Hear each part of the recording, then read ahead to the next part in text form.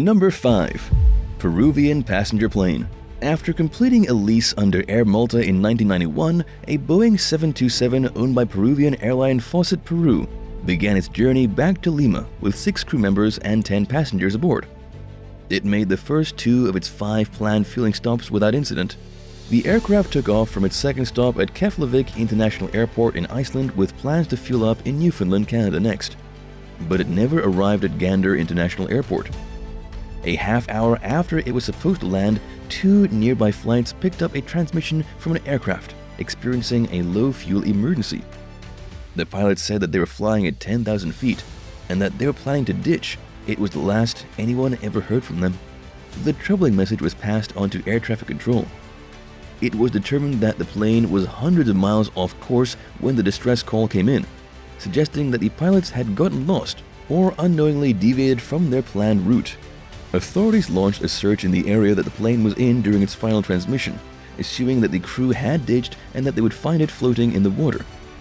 Seas were calm and visibility was clear, and it was believed that the plane would be able to float for at least a few hours in these conditions, but no trace of it was ever found. It was determined that the plane was hundreds of miles off course when the distress call came in, suggesting that the pilots had gotten lost or unknowingly deviated from their planned route. Investigators eventually ruled that the accident resulted from poor pilot training, and although the aircraft and everyone on it remains missing, it's widely believed that it sank into the ocean. The vanished aircraft is one of just a handful of commercial planes that have disappeared without ever being found since the beginning of the jet age in 1958. Most are eventually found, even if it takes a while to figure out where they are and what happened to them. Number 4. Stolen Boeing 727. On May 25, 2003, a decommissioned Boeing 727 began taxiing erratically down the runway at 4 de Fevereiro Airport in Luanda, the capital of the East African nation of Angola. Its lights and transponder were off, and whoever was inside it had no communication with air traffic control. The aircraft took off without clearance and headed southwest over the Atlantic Ocean. Air traffic controllers tried to make contact with the plane, but received no response. It was never seen again. No debris was ever found, making it the largest aircraft to ever disappear without a trace. When the bizarre incident happened, the former American Airlines jet was in the process of being restored to flight readiness by Florida-based company Aerospace Sales and Leasing. It had sat at the airport for 14 months, accruing more than $4 million in unpaid fees.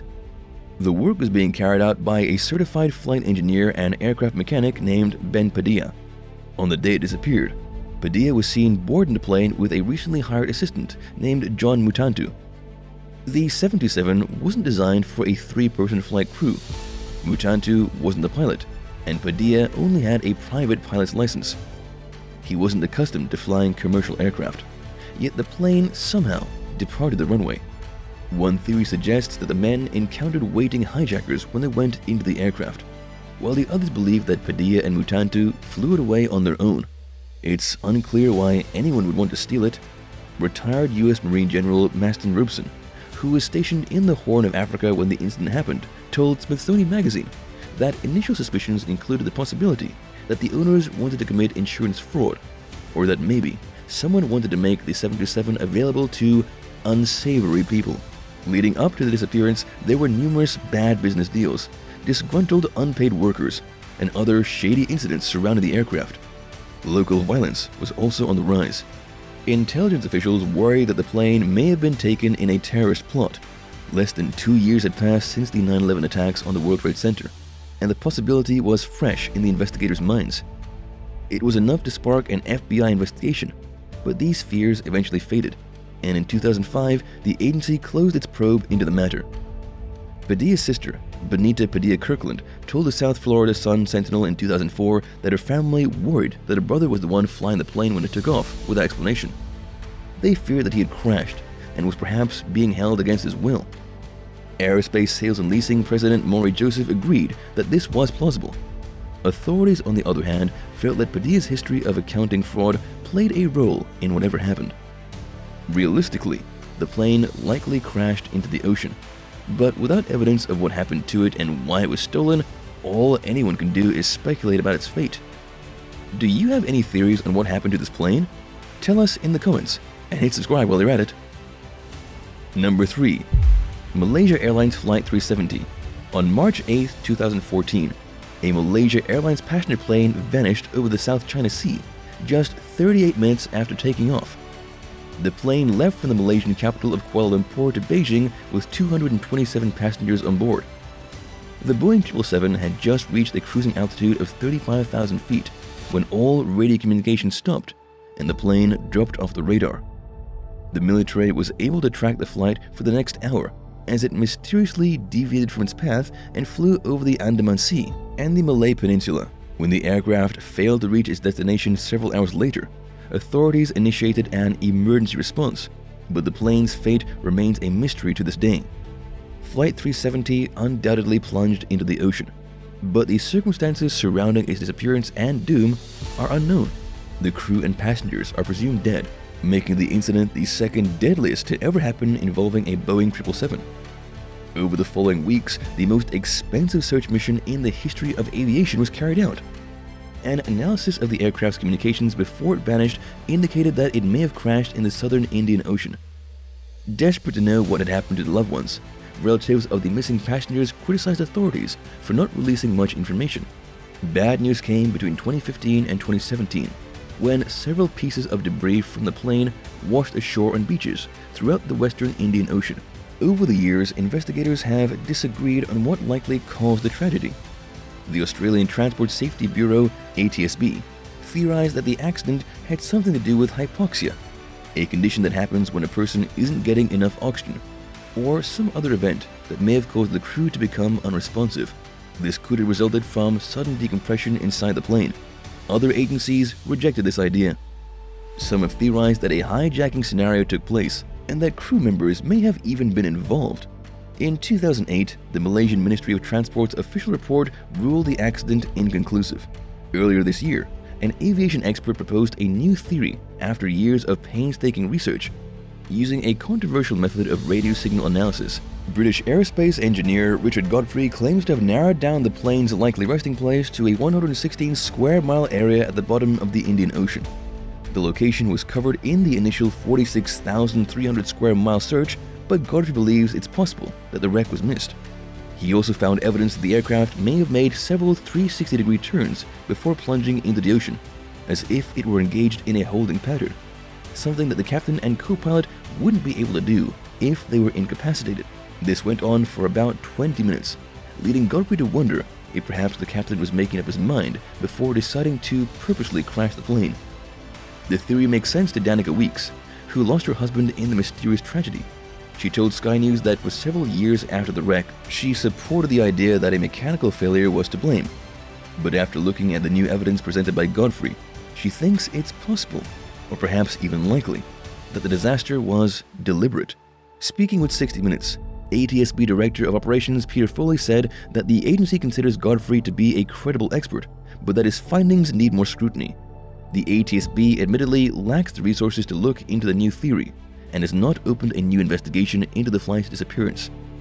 In a statement, the agency acknowledged the importance of finding answers for the loved ones of those who went missing, but that it's up to the Malaysian government to initiate any future searches. Number 2. Air France Flight 447.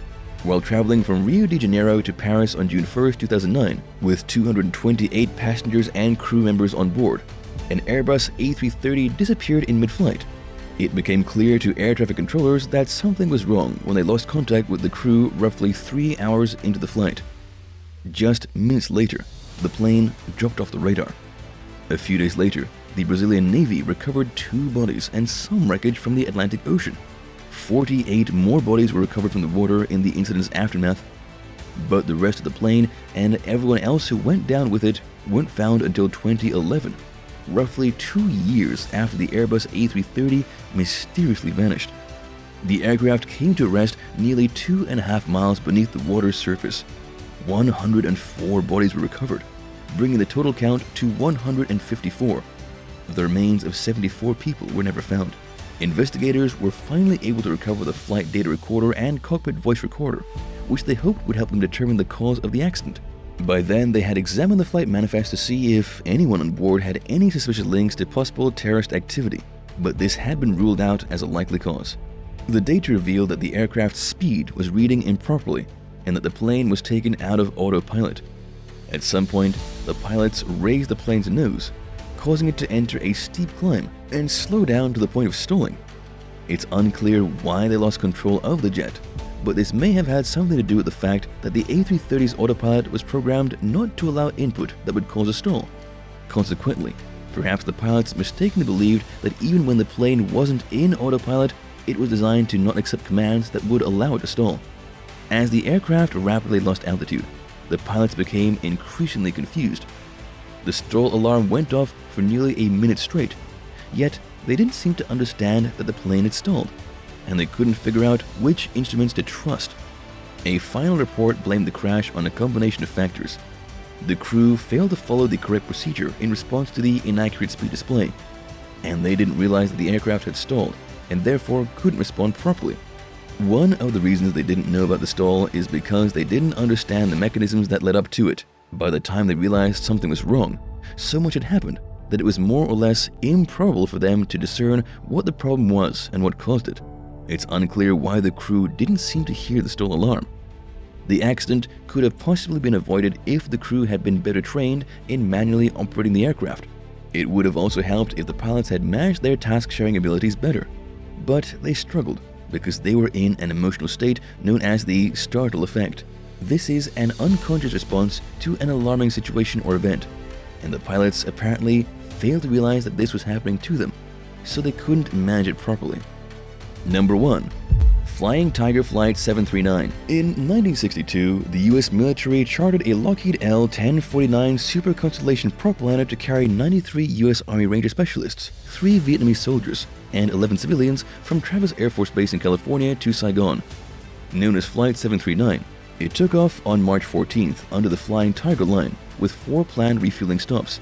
The aircraft was delayed for minor engine maintenance during its first and second refueling stops in Honolulu and Wake Island. It arrived in Guam the next day and left less than 2 hours later with plans to refuel for a final time at Clark Air Base in the Philippines before continuing on to Vietnam. An hour and 20 minutes into the flight, the pilot sent out a routine communication with the plane's location coordinates. The flight should have arrived in the Philippines a little over an hour later, but it was never seen or heard from again. When it failed to arrive at its destination, authorities launched one of the biggest sea and air searches in the history of the Pacific.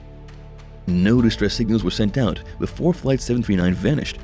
The air and sea were calm that day, and no trace of wreckage was ever found.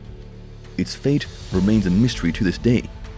Crew members aboard a tanker later reported witnessing what appeared to be an in-flight explosion the night the aircraft disappeared. They spent 6 hours searching the area, yet found no evidence of a wreck. Based on the crew's observations, the Civil Aeronautics Board speculated that the plane likely exploded in flight, but declined to make an official ruling due to the lack of physical evidence. If the plane did explode, it points towards the possibility that the aircraft was deliberately sabotaged in flight. Thanks for watching. If the plane you were a passenger in was going down and you had the option to use a parachute and jump out, would you be able to do it? Tell us in the comments below, and don't forget to subscribe. See you soon. Bye.